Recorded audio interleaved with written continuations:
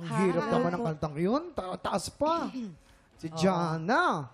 Ay, may chika ako sa'yo. Ano na naman mama. chika mo ah? Ikaw na, chismosong palaka ka talaga. Nung bata siya, nagtatalent siya. Ah, talaga? Dito sa GMA. Ah, totoo? naka-eksena niya si Sanya. Ay, akala ko si Tuesday siya. Hindi siya.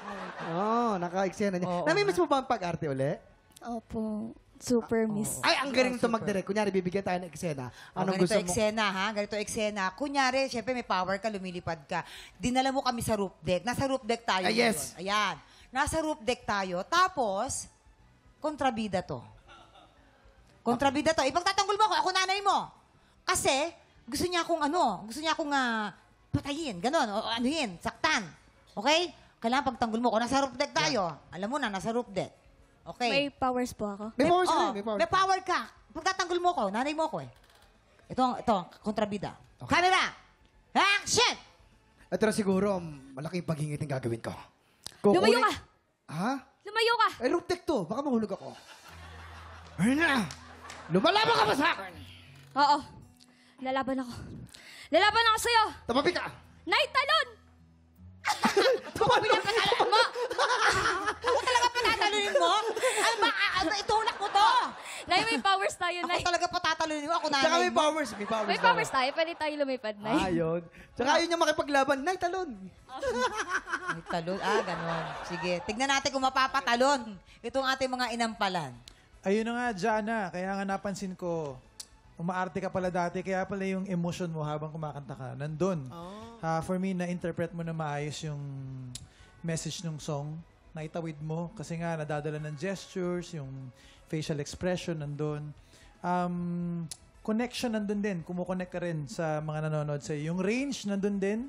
Siguro may napansin lang ako sa dulo, yung mga birit na part, ingat lang dun sa yung especially yung lost emotions hanggang umabot dun sa I have such a lot of love.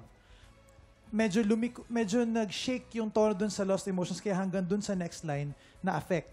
So, for me, hindi na siya kailangan gawin siguro kasi parang solved na ako dito sa mga nauna mong ginawa eh. Okay na, malinis na. So, minsan, mag-strategize ka kung kailangan pa bang gawin yun or iuuwi mo na kami kasi for me, okay na yung performance mo dun sa una pa lang. Yun lang yung maidadagdag ko. Hi, Jana. Hello po. Yung low notes mo maganda, lalong-lalo na dun sa unang part. Na-appreciate ko din na may sarili kang phrasing sa kantang to. Kumbaga, minsan may time na parang nahuhuli siyang pumasok, tapos hahabol din sa timing. Maganda yung may ganun kang style. Yung stage presence mo nandun din. Yung galaw mo maganda. Sakto lang.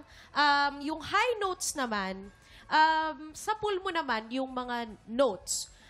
Pero ako medyo nakulangan lang ako sa power. Konting diin pa.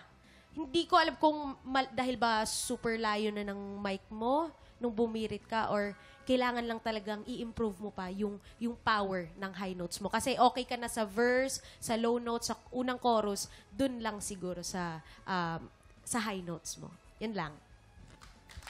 Maraming salamat. Ito na, Jana. Aalamin na natin kung anong scores ang ibibigay sa'yo ng ating mga inampalan.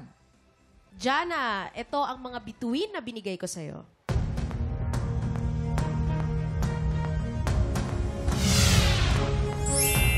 Three stars!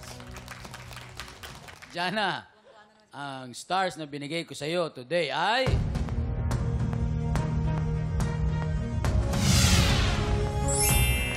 Three stars! Kuya Kim? Maraming salamat, Jason, Mamang, at sa ating inampalan. Mamaya na natin ipapakita ang scores ni Daryl. Malapit na malapit po ang laban. Si Isaiah po merong 6 stars at si Jana naman ay 6 stars.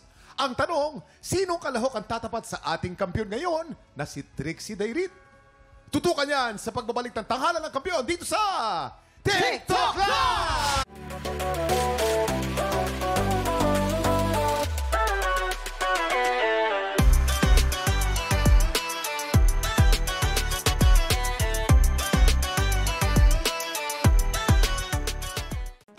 Tropa, pinanood mo hanggang sa dulo itong video na ito? Abay, very good ka. For more happy time, watch more TikTok Lock videos on our official social media pages and subscribe to GMA Network official YouTube channel.